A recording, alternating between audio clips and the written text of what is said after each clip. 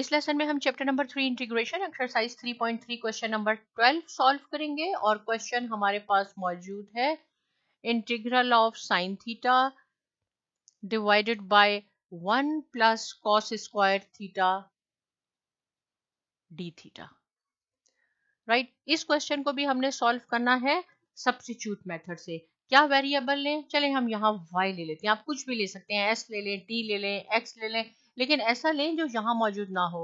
यहाँ पे थीटा है तो आप थीटा ना लें और कुछ भी और ले लें, तो हमने y ले लिया। राइट, क्या हो जाएगा? मैंने कहा y is equal to cos theta, तो dy बाय डी थीटा क्या हो जाएगा?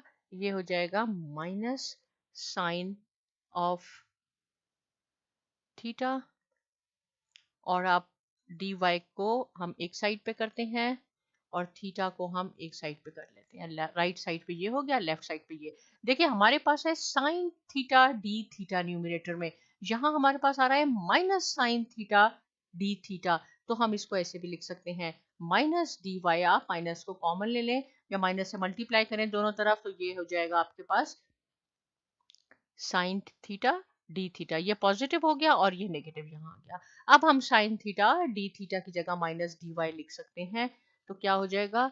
D y minus d y, right, divided by 1 plus cos theta को हमने कहा था ये y है, लेकिन ये स्क्वायर है तो ये हो जाएगा y स्क्वायर।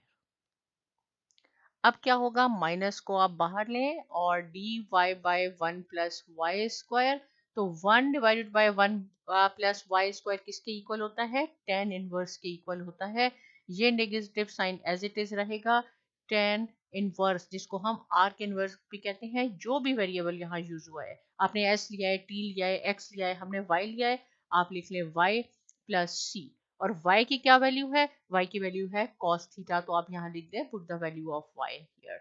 सो y की वैल्यू है tan ये cos theta plus c, tan inverse cos theta plus c, ये आपका आंसर हो गया। इससे रिलेटेड कोई क्वेश्चन है आप जरूर पूछिए। साइमा एकेडमी को भी सब्सक्राइब कीजिए और बहुत शुक्रिया।